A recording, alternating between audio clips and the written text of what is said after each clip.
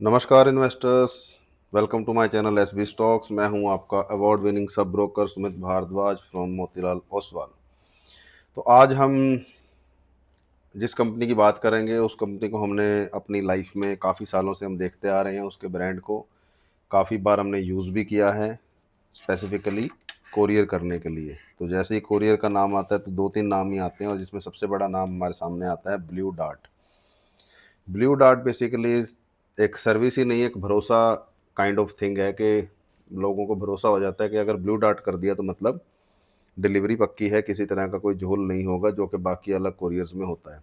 तो चलो आज हम उसका सारा कंप्लीट एनालिसिस करेंगे। फंडामेंटल, टेक्निकल, बिजनेस मॉडल क्या है, कब स्टार्ट हुआ, कैसे क्या स्टार्ट हुआ, अच्छी बातें क्या हैं, बुरी बातें क्या हैं। बट स्टार्ट करने से पहले एज अ डिस्क्लेमर कि don't take it as a tip or advice and it is not a tip or advice. हम एक जनरल ओवरव्यू कर रहे हैं जो कि आप सबको भी करना चाहिए। मेरा यूट्यूब पे वीडियोस बनाने का मकसद सिर्फ यही है कि ताकि आपको समझ में आए कि हमें सिर्फ न्यूज़ ही नहीं देखनी होती या टिप्स की वेट नहीं करनी होती, ना ही हमें सिर्फ चार्ट देखना होता है। हमें बेसिक कोर में जाके कंपनी का धंधा, कंपनी का बिजनेस समझना ज़रूरी है, क्योंकि जब तक हम बिजनेस नहीं समझेंगे तब तक बिजनेस होगा कैसे।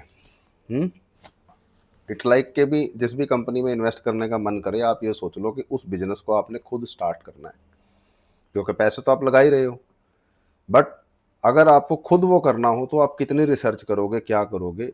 जिस दिन आपने ये माइंडसेट डेवलप कर लिया उस दिन you will be happy in stock market. आप जो गलत गलत बातें मैक्सिमम लोग बोलते हैं उनके साथ वो होना बंद हो जाएगा। तो चलो आइए स्टार्ट करते हैं।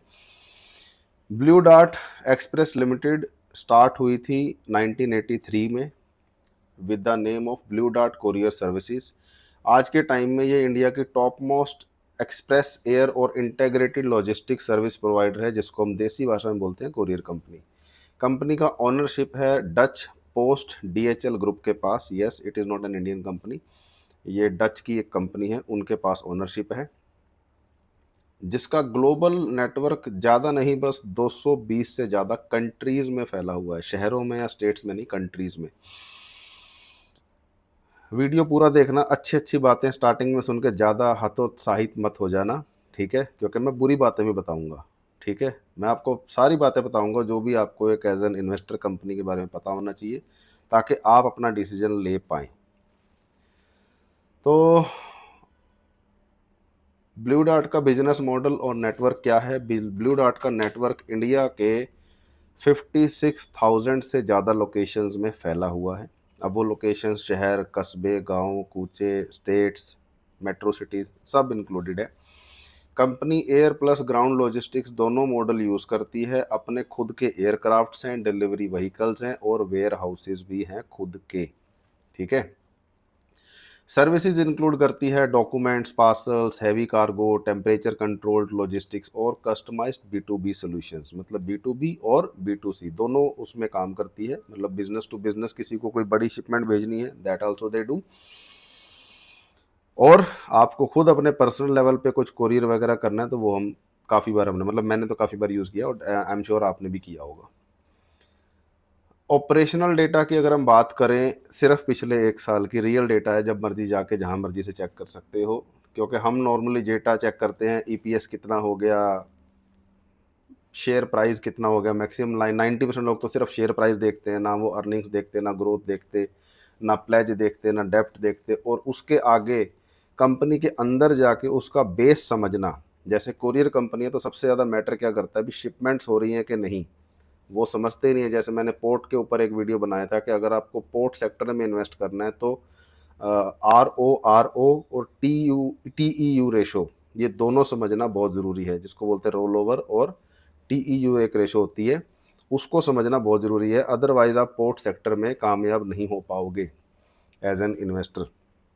तो ऐसे ही यहाँ पे शिपमेंट को समझना बहुत ज़रूरी है। तो डोमेस्टिक शिपमेंट्स हैं इनकी, पिछले एक साल का डेटा बता रहा हूँ, 10 साल का नहीं, 37.67 करोड़।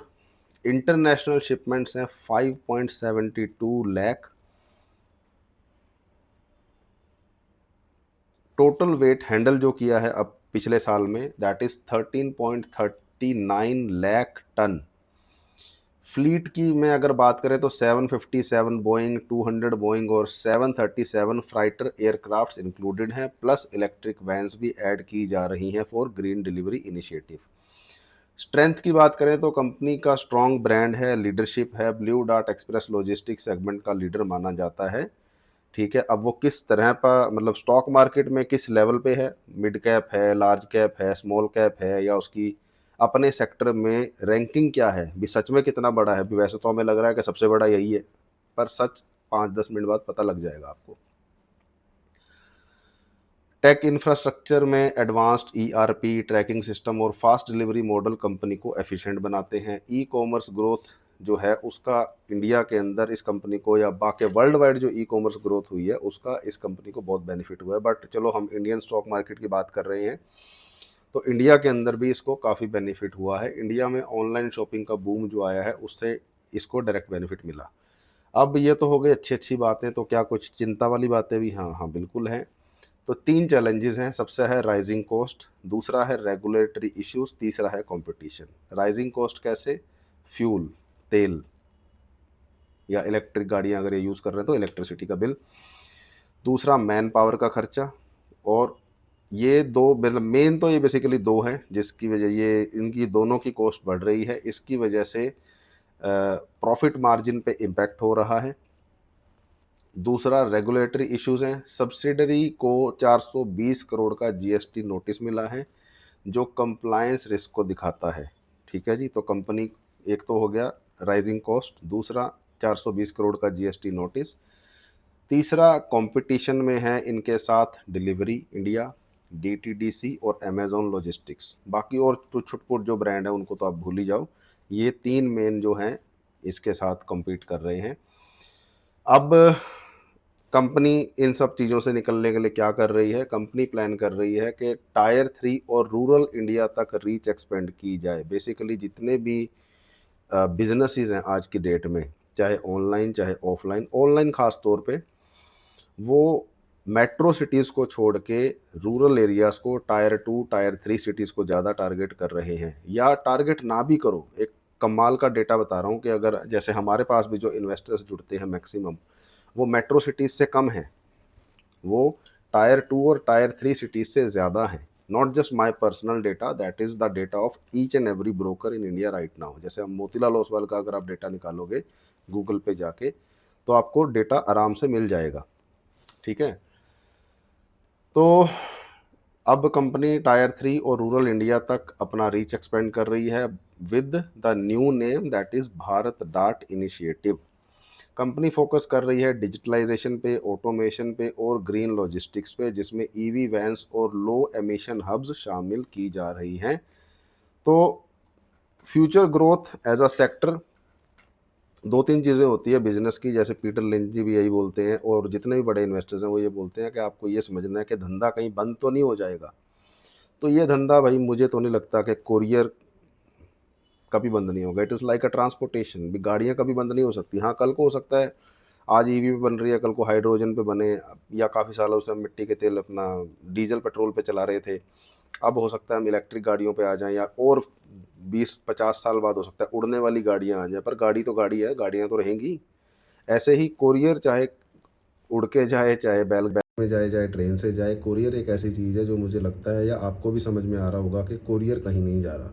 हाँ, अब उस कोरियर बिजनेस के अंदर, उस सेक्टर के अंदर, लॉजिस्टिक सेक्टर जिसको हम थोड़ा प्रोफेशनल भाषा में बोल देते हैं, उसके अंदर कौन सी कंपनी, कौन से प्लेयर्स टिक पाएंगे वो देखना पड़ेगा। और टिकेगा कौन? जो समय के साथ अपने आप को बदलेगा। जो नहीं बदलेगा, अब मेरा जैसा प्राणी जो कभी लाइफ में इंटरव्यू नहीं दिया, वीडियो, हालांकि मैंने दुनिया जान के 2000 से ज़्यादा वीडियोस बनाए एज अ डायरेक्टर, कभी इंटरव्यू नहीं दिया, दूर भागता था कैमरे से। बट अब आज देख लो, समय की नज़ाकत, समय के हिसाब से। और इसमें मेरा रीज़न बिज़नेस से ज़्यादा ये है कि मैं वो चीज़ें बताऊं जो मुझे नहीं मिली यूट्यूब के ऊपर या ऑनलाइन किसी भी प्लेटफॉर्म पे, क्योंकि मैक्सिमम लोग सिर्फ कोर्स बेच रहे हैं, अपना व्यूज़ तक उनको मतलब है कि भैया जो मर्जी बातें कर दो, चिकनी चुपड़ी, बस व्यूज़ आ जाए, हमें यूट्यूब से रेवेन्यू आ जाए, और उनका कोई गोल नहीं है। ठीक है, तो बट मैं कहता हूँ कि यार कुछ तो इंसानियत दिखाओ, कुछ तो अपने आप से सच बोलो।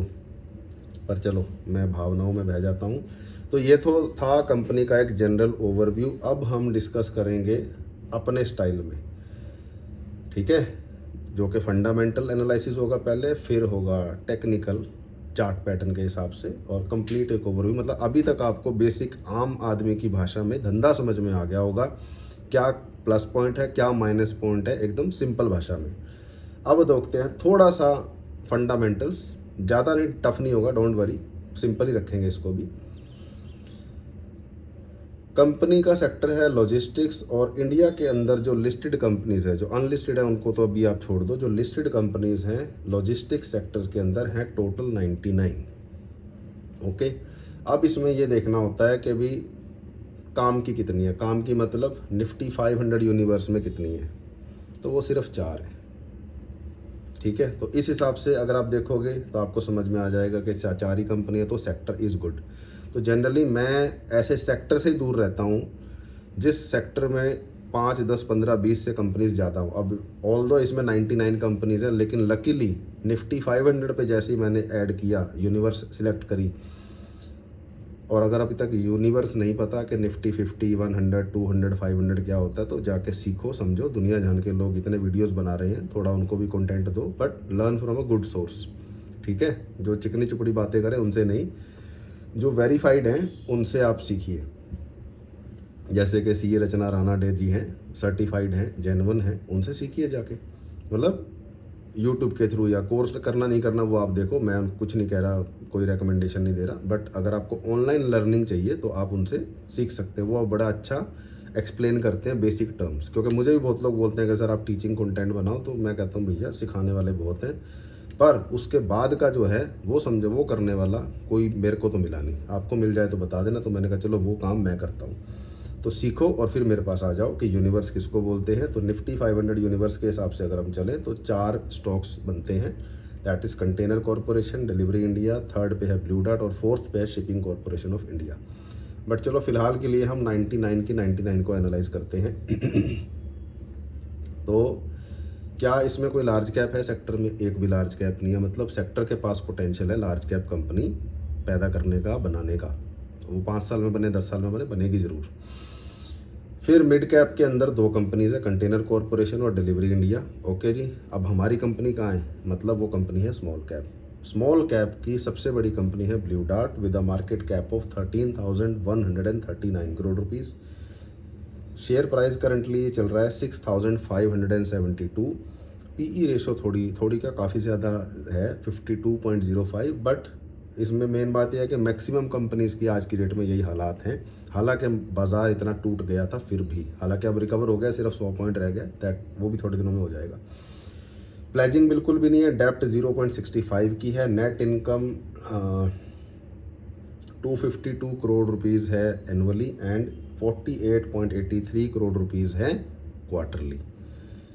स्टॉक प्राइस की अगर हम बात करें, जिसको आप सबसे ज़्यादा देखना पसंद करते हो, वो 14% से करेक्टेड है, मतलब नीचे है। अब आप कमेंट करके बता सकते हो कि ये आपके लिए अच्छी बात है कि बुरी बात है। अगर एक कंपनी का स्टॉक प्राइस अगर गिर जाए तो यू कंसिडर इट गुड और बैड।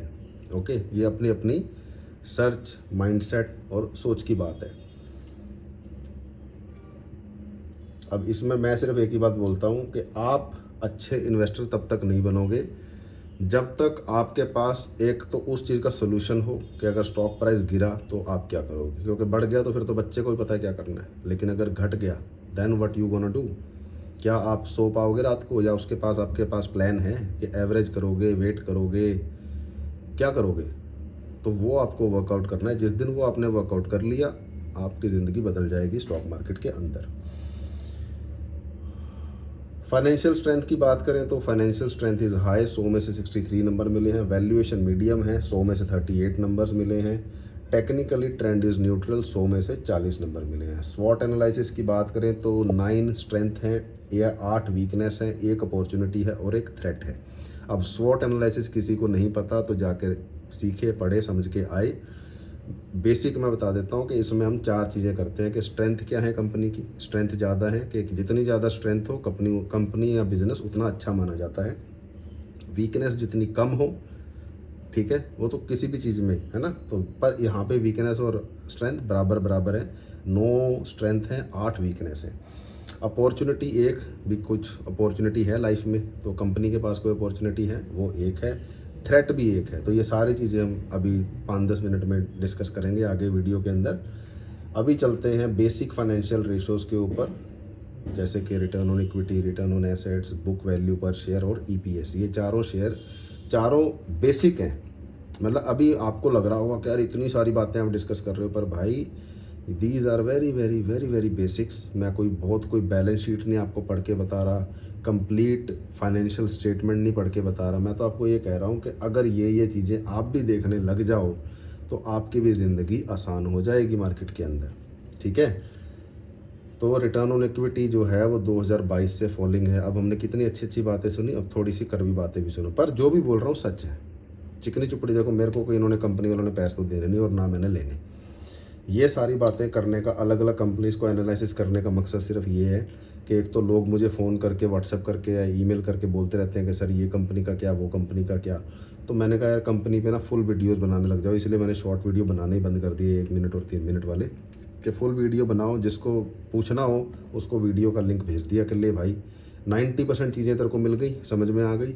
अब जो लेटेस्ट अपडेट चाहिए कि अब वाली एंट्री करें ना करें या कैसे करें, वो हम उनको फिर उस तरीके से गाइड कर देते हैं, ठीक है। बट यहाँ पे आपको सिर्फ इसको एजुकेशन पर्पस के लिए लेना है। यूट्यूब को हम सिर्फ यूज़ करते हैं जस्ट टू स्प्रेड अवेयरनेस कि किन किन चीज़ों का आपको ध्यान रखना है एज एन इन्वेस्टर, और अगर आप रखोगे तो आपका ही फ़ायदा है, ठीक है। तो रिटर्न ऑन इक्विटी 2022 से गिर रही है, फॉलिंग है, और ये सारा डेटा आप किसी भी स्क्रीनर, किसी भी वेबसाइट पे जाके चेक कर सकते हो बड़े आराम से, ठीक है। बिफोर राइटिंग एनी कमेंट के भी ये ठीक नहीं है, वो ठीक नहीं है, क्योंकि मैं गलत कुछ नहीं बोल रहा, मैं आपको वेरीफाइड सोर्स से डेटा बता रहा हूँ। हालांकि चलो हमारे पास टर्मिनल है, हमारे पास और डिटेल में होती हैं चीज़ें, बट आपको भी ये ज़्यादा नहीं तो 70% चीज़ें तो पब्लिकली मिल ही जाएंगी। तो return on assets is also falling from 2022, book value पर राइजिंग है 2021 से, ठीक है।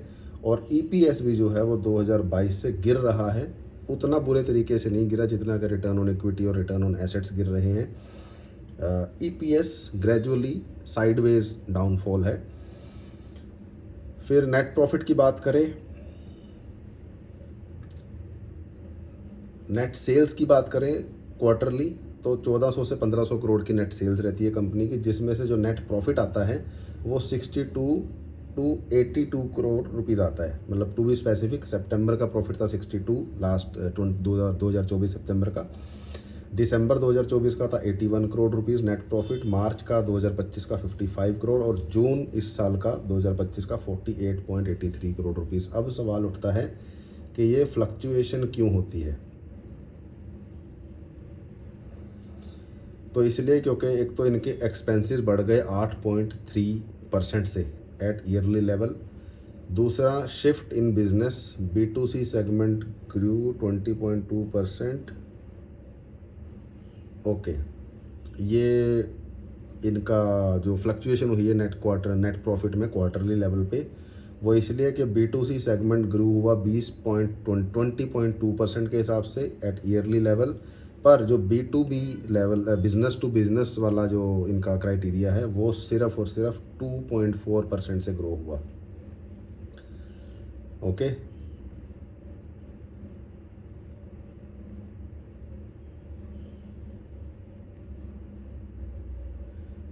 तो बेसिकली ऑन एन एवरेज जितने भी बिजनेसेस होते हैं, जो मैं ये बात आपसे इसलिए डिस्कस कर रहा हूँ क्योंकि लोग क्या करते हैं, शेयर बेचो जी शेयर बेचो, इसका नेट क्वार्टरली रिजल्ट अच्छा नहीं आया कि कंपनी घाटे में चली गई या रेवेन्यू कम हो गया या नेट प्रॉफिट कम हो गया। तो मैं आपको लिख के दे सकता हूँ 100 कंपनी होंगी तो 100 में से 95 कंपनीज ऐसी होंगी जिनका ये फ्लक्चुएट करेगा। बहुत ही कम ऐसी कंपनी होंगी जो लगातार हर क्वार्टर प्रॉफिट बनाएगी।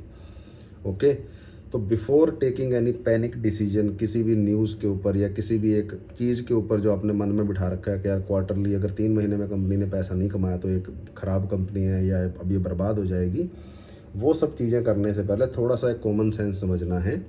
क्योंकि जितने भी बिजनेसेस हैं मोस्टली वो जो सितंबर टू अप्रैल का टाइम है उसमें प्रॉफिटेबल होते हैं, कुछ होते हैं अप्रैल टू अगस्त के उसमें तो सबका अपना अपना इंडस्ट्री टू इंडस्ट्री डिपेंड करता है। बहुत कम बिजनेसेस हैं जो कि सारा साल बराबर ही पैसा बनाते हैं एवरी क्वार्टर। तो अगर इन्वेस्टर हो तो बेटर है कि ईयरली टू ईयरली लेवल की सॉरी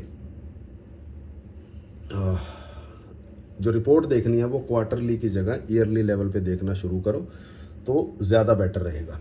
और अगर टेक्निकल चार्ट के हिसाब से भी करते हो तो मैं जैसे टाइम फ्रेम पे भी एक वीडियो बनाया था कि जितना बड़ा टाइम फ्रेम रखोगे उतना ज़्यादा आप ठीक रहोगे, उतना ज़्यादा नॉइस कम रहेगी आपके पास। पर बड़े से मेरा मतलब ये नहीं है कि अभी मंथली कैंडल या वीकली कैंडल देखने लग जाओ, डेली कैंडल इज़ इनफ। मतलब मेरे को ऐसा लगता है कि 1 महीने वाली कैंडल वाले पेशेंस मेरे अंदर तो है नहीं, आपके अंदर है तो आप करो। और 5 मिनट वाली या 15 मिनट वाली कैंडल भी मुझे लगता है कि माइंड को तंग करती है, उससे ज़्यादा कुछ नहीं होता। तो मुझे 1 डे कैंडल या 1 आवर कैंडल ठीक लगती है। तो ऐसे ही आपको भी अपनी technical time frame, technical indicators, technical oscillators या टेक्निकल स्ट्रेटजी को लॉक करना है।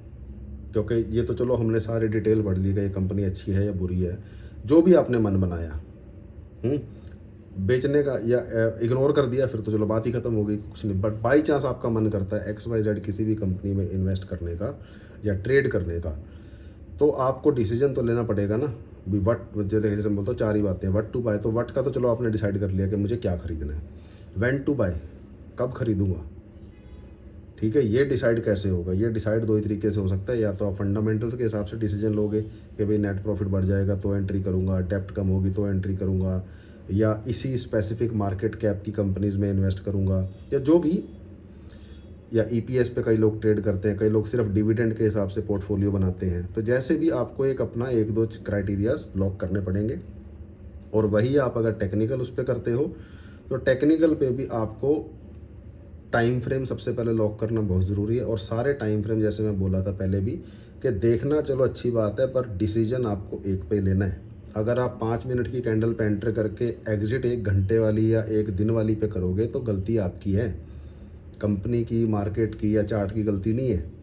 क्योंकि टाइम फ्रेम चेंज होते ही चार्ट पूरा चेंज हो जाता है, एंट्री एग्जिट पॉइंट्स चेंज हो जाते हैं। चाहे कंपनी कोई हो, चाहे वो निफ्टी हो, बैंक निफ्टी हो, चाहे वो कोई स्पेसिफिक स्टॉक हो, चाहे वो कमोडिटी गोल्ड या सिल्वर हो या क्रूड ऑयल हो।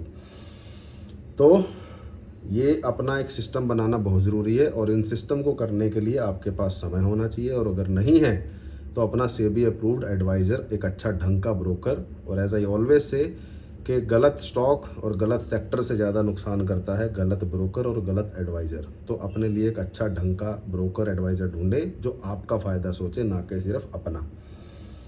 अब देखते हैं one of my favourite thing, that is share holding pattern.